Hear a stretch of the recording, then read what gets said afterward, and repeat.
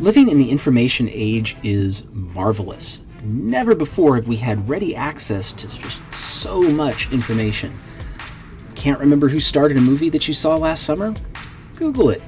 Not sure of the origin and attachment points of the trapezius muscle? Google it.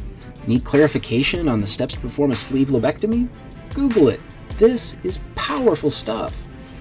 However, it also tends to distort our perceptions of knowledge. Specifically, it gives pride of place to existing knowledge, to settled science, to passive information retrieval. What gets lost in the convenience of nearly instant information is how we create new knowledge, new understandings. Now, we've talked a lot about epistemology, how groups distinguish between justified belief and mere opinion. And by now, you should have a pretty good idea of what kinds of sources scientists use in their work, and at least some sense of the process scientists use to test hypotheses and perform experiments. What's probably still a bit fuzzy is how scientists know which questions to ask in the first place. As much as we've learned in our short time as a species on this planet, there's still a lot more we don't know. Of all of those things we don't know, how do scientists decide what we need to know next? How do scientists generate new hypotheses? How do they narrow their research focus down to questions that can be answered in a single research project? Now, it's complicated, right? It would be impossible to answer questions like these exhaustively. Suffice it to say, though, that it's complicated. It depends on so many variables that we can't possibly cover them here. Nevertheless, we can talk about some guiding principles. One of the most important of these is that before you can generate new knowledge, you have to first find out where your current understandings break down. Maybe an example will help. Let's imagine you study your butt off for the first major exam in a class that is absolutely essential to your major. You know, the sort of class that employers or professional schools look at carefully when deciding between candidates. Can you imagine that scenario? Do you have it firmly in your head? Great. Now, let's imagine you fail that exam. Unlikely, I know, and unsettling to think about, but just bear with me for a moment. What do you do when you see that failing grade?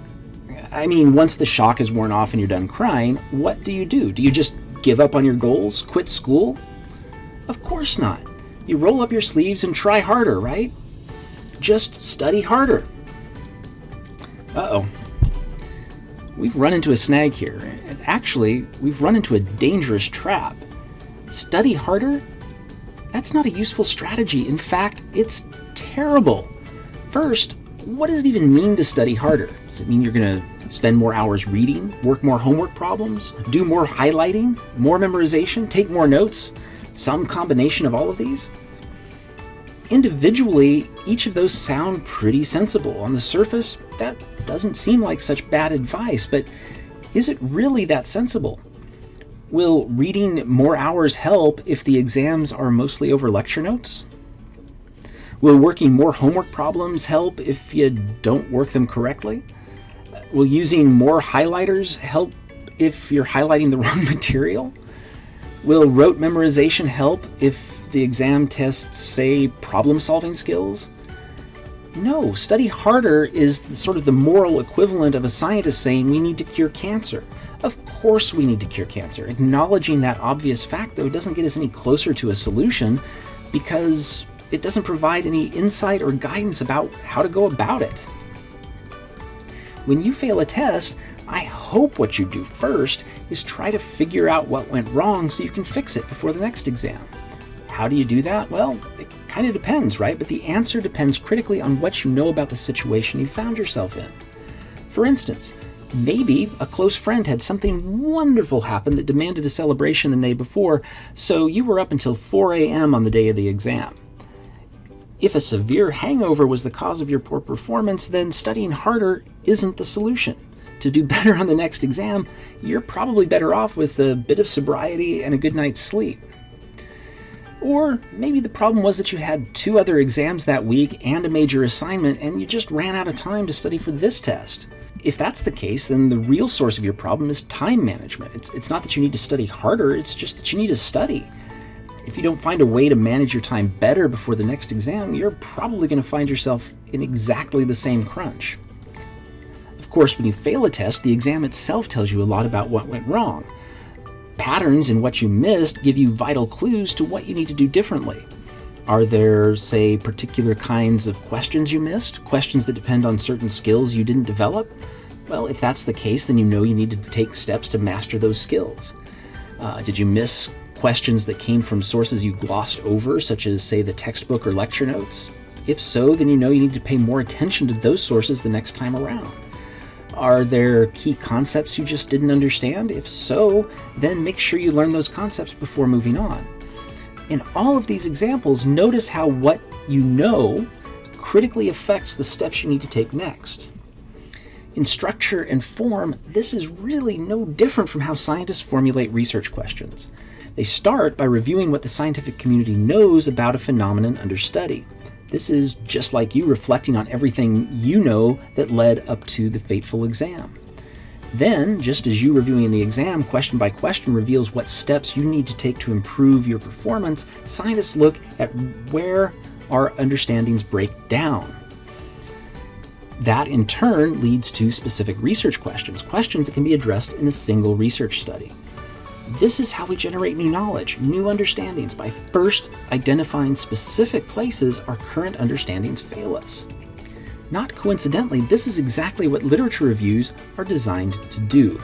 They highlight a series of knowledge claims, specific things that the scientific community believes about how something works.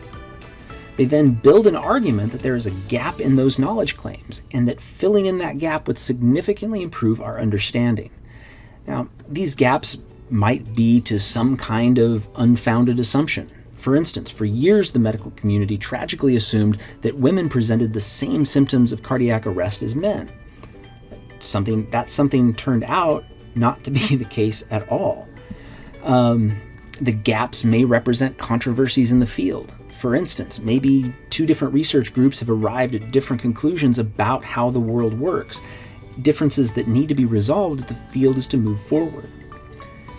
Many gaps represent some kind of oversight by the scientific community. For example, for nearly a century, evolutionary biologists paid almost no attention at all to the role that females play in mate selection, a fabulously ridiculous blind spot. And sometimes the gap is simply something that no one has looked at before. Until recently, for instance, no one had even considered that bacteria in the gut might affect mental health.